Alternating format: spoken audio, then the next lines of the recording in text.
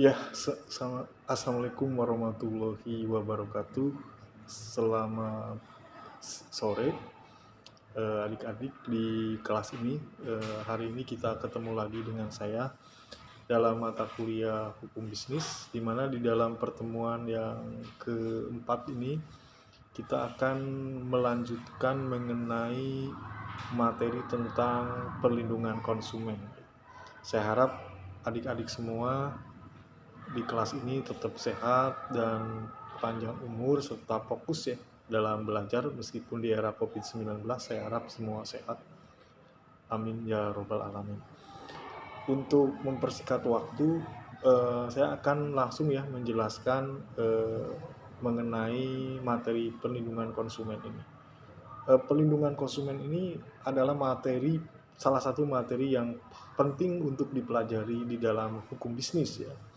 Karena ini berkaitan dengan perlindungan secara hukum kepada konsumen, di mana konsumen yang memakai barang atau memanfaatkan barang dalam transaksi jual beli itu benar-benar dilindungi oleh pemerintah lewat pemberlakuan Undang-Undang Nomor 18 Tahun 1999.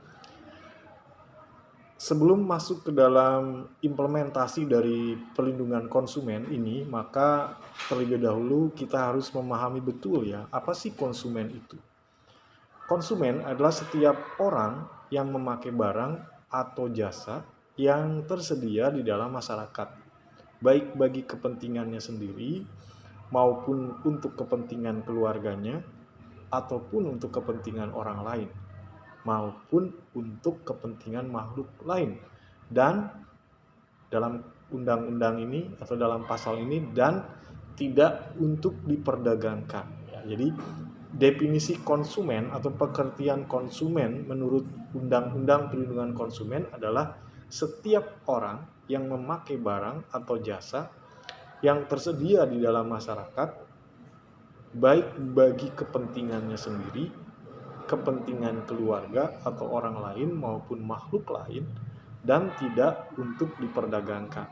Nah itu ya, jadi teman-teman harus paham betul mengenai pengertian konsumen sesuai dengan Undang-Undang Nomor 18 Tahun 1999. Nah, ada dua jenis aspek dari perlindungan konsumen ya pada konsumen itu. Yang pertama, ada aspek perlindungan preventif. Dan kemudian yang kedua ada aspek perlindungan kuratif. Perlindungan preventif artinya perlindungan yang diberikan kepada konsumen pada saat konsumen tersebut akan membeli ya atau memakai atau memanfaatkan suatu barang atau jasa tertentu. Jadi mulai melakukan proses pemilihan serangkaian atau sejumlah barang atau jasa tersebut, kemudian selanjutnya memutuskan untuk membeli atau menggunakan atau memanfaatkan barang dan jasa tersebut dengan spek tertentu dan merek tertentu. Itulah yang disebut dengan perlindungan preventif.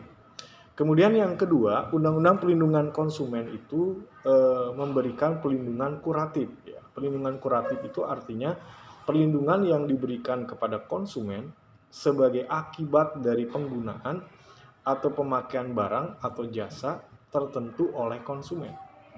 Dalam hal ini perlu diperhatikan bahwa konsumen belum tentu dan tidak perlu serta tidak boleh dipersamakan dengan pembeli barang atau jasa, meskipun pada umumnya konsumen itu adalah mereka yang membeli suatu barang atau jasa.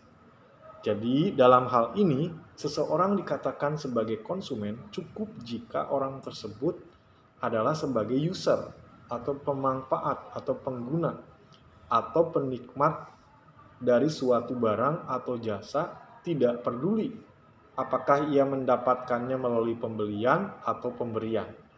Itu perlindungan kuratif. Jadi sekali lagi, Undang-Undang Perlindungan Konsumen itu memberikan perlindungan kepada konsumen secara preventif dan secara kuratif. Jadi intinya perlindungan preventif itu adalah perlindungan yang diberikan kepada konsumen pada saat si konsumen tersebut akan membeli atau menggunakan atau memanfaatkan suatu barang atau jasa tertentu. Kemudian memutuskan untuk membeli misalkan barang atau jasa tersebut, sehingga dia bisa memanfaatkan barang atau jasa itu dengan spesifikasi tertentu atau merek tertentu. Nah, itu perlindungan preventif.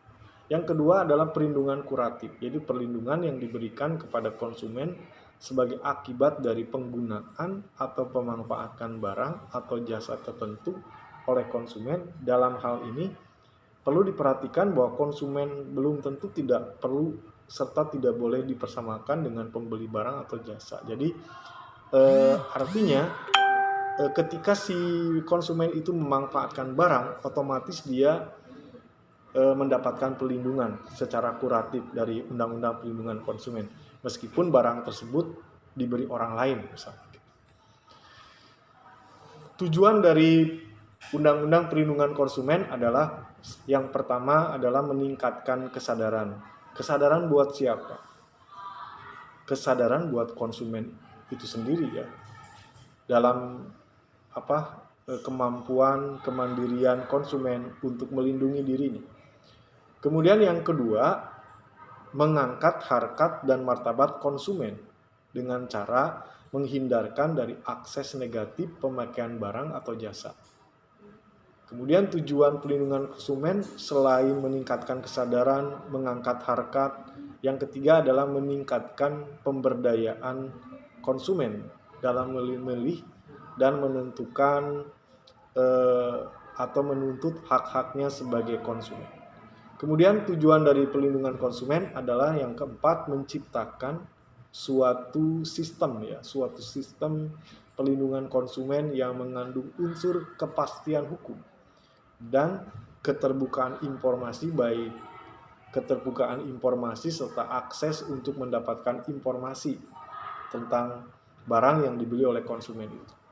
Kemudian yang kelima adalah tujuan dari Undang-Undang Perlindungan Konsumen adalah menumbuhkan kesadaran bagi pelaku usaha atau produsen untuk paham betul tentang pentingnya perlindungan konsumen, sehingga timbulnya suatu karakteristik sikap yang jujur dan bertanggung jawab ketika dia melakukan kegiatan usaha dalam menciptakan suatu barang atau jasa ya, sehingga barang atau jasa yang dia buat itu berguna bagi kepentingan publik dan berkualitas serta harganya murah misalnya ya. Itu pasti konsumen benar-benar bersyukur kalau mendapatkan barang yang berkualitas, kemudian fitur produknya juga baik, kemudian harganya murah ya, itu pasti para konsumen senang banget. Nah, salah satu dari tujuan Undang-Undang Perlindungan Konsumen adalah menumbuhkan kesadaran bagi pelaku usaha atau produsen betapa pentingnya perlindungan konsumen sehingga tumbuh suatu karakteristik sikap yang jujur dan bertanggung jawab dalam melakukan kegiatan usahanya. Kemudian yang terakhir dari tujuan dari perlindungan konsumen adalah meningkatkan kualitas barang dan jasa yang menjamin kelangsungan usaha produksi barang dan jasa, kesehatan, kenyamanan, keamanan, dan keselamatan konsumen. Jadi dari tujuan perlindungan konsumen yang ada 7 ini terlihat benar ya, bahwa Undang-Undang Perlindungan Konsumen ini benar-benar memberikan suatu implementasi dari hak konsumen itu apa, kemudian kewajiban konsumen itu apa, dan hak produsen atau pelaku usaha itu apa, dan kewajiban pelaku usaha itu apa ya. Sehingga dengan menyadari tentang hak dan kewajiban melalui Undang-Undang Perlindungan Konsumen ini, maka konsumen akan bertanggung jawab dan berusaha untuk melindungi dirinya ketika dia membeli barang. Sedangkan si produsen atau misalkan pelaku usaha, dia akan berjujur dan akan berupaya untuk memberikan pelayanan kepada masyarakat dalam membuat suatu produk yang berkualitas sehingga bermanfaat dari kepentingan publik dengan membuat yang terbaik ya, dan bertanggung jawab artinya. Jadi intinya itu. Jadi Anda bisa lihat bahwa teman-teman bisa lihat bahwa Undang-Undang Perlindungan Konsumen ini memang bermanfaat benar ya buat kepentingan si pelaku usaha itu sendiri, sehingga dia punya kewajiban untuk membuat barang yang berkualitas. Sedangkan dari sisi aspek konsumen, dia punya kewajiban untuk membayar barang yang dia beli, dan dia punya hak untuk mendapatkan barang yang berkualitas dan sesuai dengan harapan yang dia inginkan ketika dia membeli barang tersebut.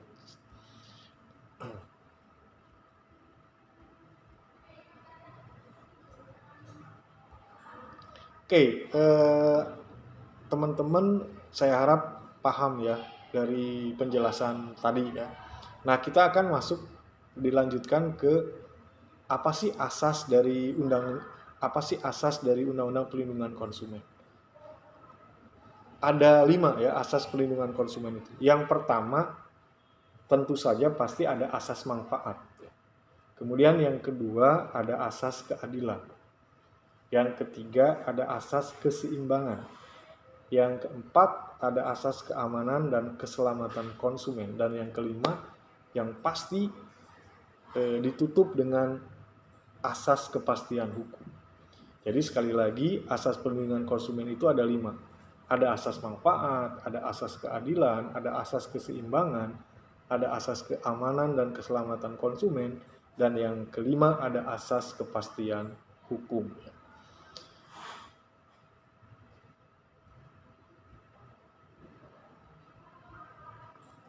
Nah, Anda sudah tahu betul asas dari Undang-Undang Perlindungan Konsumen itu hal-hal tadi. Nah, jadi jelas ya bahwa Undang-Undang Perlindungan Konsumen ini memberikan perlindungan hukum betul ya kepada konsumen dalam melakukan transaksi jual beli, apakah itu di e-commerce maupun di jual beli di luar e-commerce ya. Nah, tentu saja Undang-Undang Perlindungan Konsumen juga memberikan pemahaman tentang hak konsumen, sehingga si konsumen itu bisa secara otomatis dengan memahami Undang-Undang Perlindungan Konsumen, dia bisa melindungi dirinya ya ketika dia membeli barang. Apa sih hak konsumen itu? Pasti hak konsumen itu salah satunya adalah si konsumen ingin mendapatkan kenyamanan, ingin mendapatkan keamanan, ingin mendapatkan keselamatan ketika dia membeli sesuatu. Kemudian yang kedua, pasti konsumen ini ingin mendapatkan barang atau jasa sebanding dengan nilai uang atau nilai tukar yang dia janjikan ketika dia membeli barang tersebut. Jadi ada harapan dia mendapatkan barang yang berkualitas dan memberikan kenyamanan ketika dia membeli barang. Kemudian yang ketiga, hak konsumen itu dapat pendidikan konsumen, jelas ya. Sehingga dengan adanya hak konsumen, si konsumen itu diberikan pemahaman betul bagaimana dia bisa menjadi konsumen yang bisa bertanggung jawab kepada dirinya sendiri ketika dia membeli barang, sehingga dia terlindungi secara hukum. Kemudian hak konsumen yang keempat adalah didengar pendapat atau keluhan. Dan yang kelima adalah dapat kompensasi atau ganti rugi atau penggantian. Jadi dalam Undang-Undang Perlindungan Konsumen ditekankan bahwa konsumen itu ada 5. Pertama, konsumen itu harus mendapatkan kenyamanan, keamanan, dan keselamatan. Kemudian yang kedua, konsumen dapat barang atau jasa yang sebanding dengan nilai uang yang dia keluarkan. Kemudian yang ketiga, konsumen dapat pendidikan konsumen, dapat pengetahuan atau informasi yang berkaitan bagaimana menjadi konsumen yang bertanggung jawab dan bisa melindungi dirinya sendiri ketika dia membeli barang atau jasa. Kemudian yang keempat adalah si konsumen itu dengan Undang-Undang Perlindungan Konsumen, dia mendapatkan hak untuk didengar pendapatnya atau keluhannya.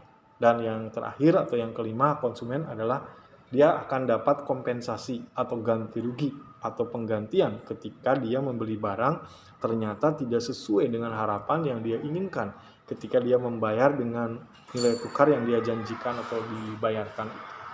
Dia boleh melakukan protes ya atau gugatan atau harus didengar pendapat atau keluhan. Nah, di lain sisi ya, ketika seorang konsumen itu mendapatkan hak yang berkaitan dengan hak konsumen, tentu saja dalam Undang-Undang Perlindungan Konsumen tentu dijelaskan juga apa sih kewajiban konsumen. Nah, kewajiban konsumen itu dalam Undang-Undang Perlindungan Konsumen itu ada 4 ya. Pertama, dia harus membaca. Kemudian setelah membaca, dia mengikuti petunjuk atau prosedur ketika dia mau membeli barang itu. Atau berkaitan dengan barang yang mau dia beli, harus dia baca, mengikuti petunjuk dan prosedur. Kemudian kewajiban konsumen yang kedua adalah beriktikad baik. Dia benar-benar beriktikad baik dalam transaksi. Dia akan membayar sepenuhnya sesuai dengan transaksi penjualannya ketika dia mendapatkan barang yang dia inginkan. Kemudian yang ketiga, kewajiban konsumen adalah membayar sesuai dengan nilai tukar. Jadi setelah beriktikad baik dalam transaksi, dia wajib membayar sesuai dengan nilai tukar. Kemudian yang keempat, kewajiban konsumen adalah mengikuti upaya penyelesaian hukum sengketa perlindungan konsumen secara jujur ya. Secara jujur. Oke, sekarang Anda sudah paham betul apa sih hak konsumen dan apa juga kewajiban konsumen, sehingga ketika Anda melakukan transaksi jual beli, Anda akan memahami betul bagaimana menjadi konsumen yang baik dan bertanggung jawab untuk bisa melindungi diri kita ya, sehingga kita mendapatkan barang yang berkualitas, kemudian bermanfaat bagi kita sesuai dengan harapan yang kita inginkan. Nah, setelah Anda paham betul tentang hak konsumen dan kewajiban konsumen, tentu saja teman-teman juga harus bisa memahami apa sih hak dari pelaku usaha atau produsen. Nah, dalam Undang-Undang Perlindungan Konsumen nomor 18 tahun 1999 dikatakan bahwa hak pelaku usaha itu ada 3. Pertama, dia menerima pembayaran. Kedua, dia mendapatkan perlindungan hukum. Dan yang ketiga, dia mendapatkan rehabilitasi. Jadi hak pelaku usaha itu ada 3. 1, menerima pembayaran. Kedua, mendapatkan perlindungan hukum. Dan yang ketiga, mendapatkan rehabilitasi. Sedangkan kewajiban dari produsen atau kewajiban pelaku usaha sesuai dengan Undang-Undang nomor 8 tahun 1999 ada 6 ya. Yang pertama, dia harus beriktikad baik. Sama ya, beriktikad baik dan bertanggung jawab untuk menghasilkan suatu barang atau jasa yang berkualitas, memiliki teknologi yang bagus, yang bermanfaat bagi kepentingan masyarakat. Itu itikad baik dari seorang pengusaha atau pelaku usaha. Dia harus membuat barang yang berguna, yang berkualitas, tapi harganya murah misalnya itu. Kemudian yang ketiga, dia harus memberi info yang benar berkaitan dengan produk yang dia jual tadi. Jadi apa yang diinfokan dalam iklan ya, apa yang diinfokan atau dijelaskan di dalam prosedur brosur barangnya itu harus sesuai dengan kualitas yang dijanjikan dalam brosur tersebut berkaitan dengan barang itu, sehingga benar-benar jujur ya, beriktikad baik. Sehingga ketika konsumen kan mendapatkan barang sesuai dengan harapan yang diinginkan, berarti Anda sebagai pelaku usaha sudah bertanggung jawab melaksanakan kewajiban pelaku usaha atau kewajiban pelaku produsen sesuai dengan Undang-Undang Perlindungan Konsumen nomor 18 tahun 1999. Kemudian kewajiban pelaku usaha yang keempat adalah menjamin mutu barang. Menjamin benar ya barang itu emang berkualitas. Kemudian yang kelima, memberi kesempatan kepada konsumen untuk menguji barang tersebut sebelum dia beli gitu ya. Berarti dia uji dulu nih, bener nggak gitu, bagus nggak, berfungsi semua nggak ya. Kalau terutama ketika Anda memberi barang elektronik, mungkin ditanya-tanya dulu, kemudian dicoba dulu, dan pelaku usaha harus memberikan kesempatan terhadap konsumen untuk menguji. Kemudian yang keenam, kewajiban pelaku usaha itu adalah memberi kompensasi atau ganti rugi ketika barang yang dia jual itu ternyata ada kerusakan ya, misalnya ya, tapi kerusakannya itu sebelum si konsumen memakai, misalnya ketika dia buka Nah, itu jadi wajib memberikan ganti rugi atau kompensasi. Nah, apa sih larangan dalam memproduksi sesuai Undang-Undang Pelindungan Konsumen? Larangan dalam memproduksi itu berarti pertama, barang yang dibuat itu tidak sesuai dengan standar baku. Barang yang dibuat tidak sesuai dengan janji. Barang yang dijual atau dibuat tidak ada keterangan produk.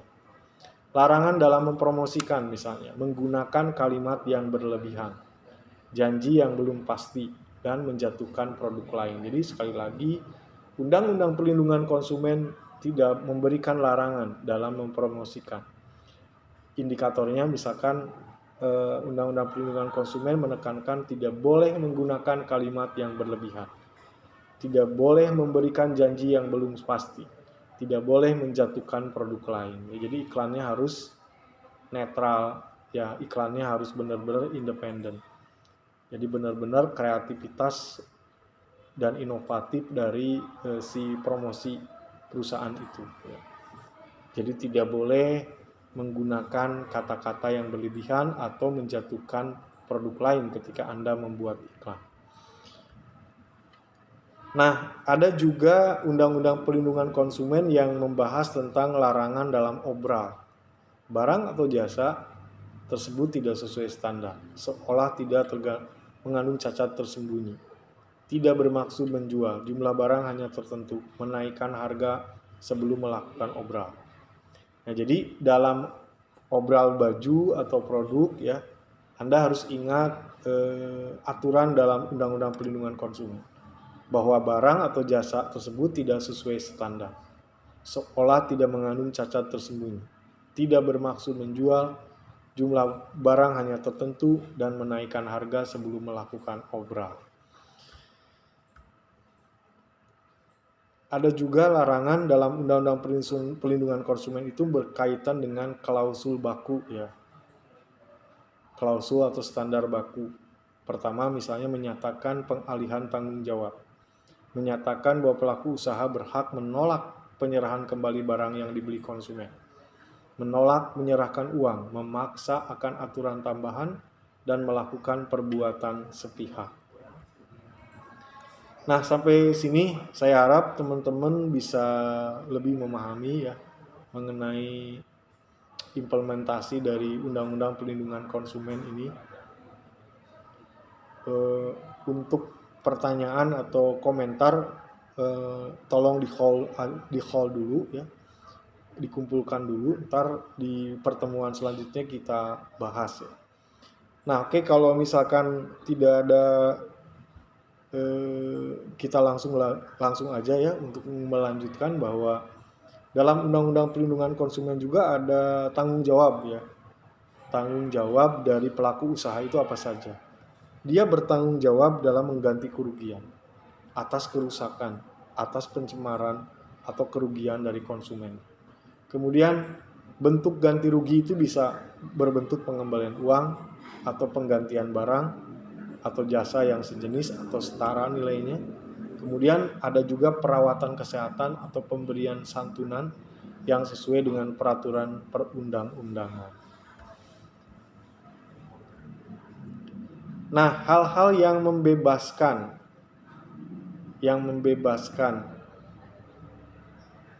dalam implementasi dari Undang-Undang Pelindungan Konsumen itu ada 5. Pertama, produk atau barang tidak diedarkan, tidak untuk diedarkan. 2. Cacat barang di kemudian hari. 3. Cacat akibat prosedur dilanggar. 4. Kelalaian konsumen. Dan 5.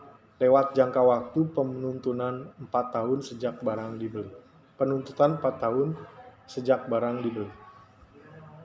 Oke, itu saja pembahasan awal yang berkaitan dengan asas pelindungan konsumen yang merupakan implementasi dari penerapan Undang-Undang Pelindungan Konsumen nomor 18 tahun 1999.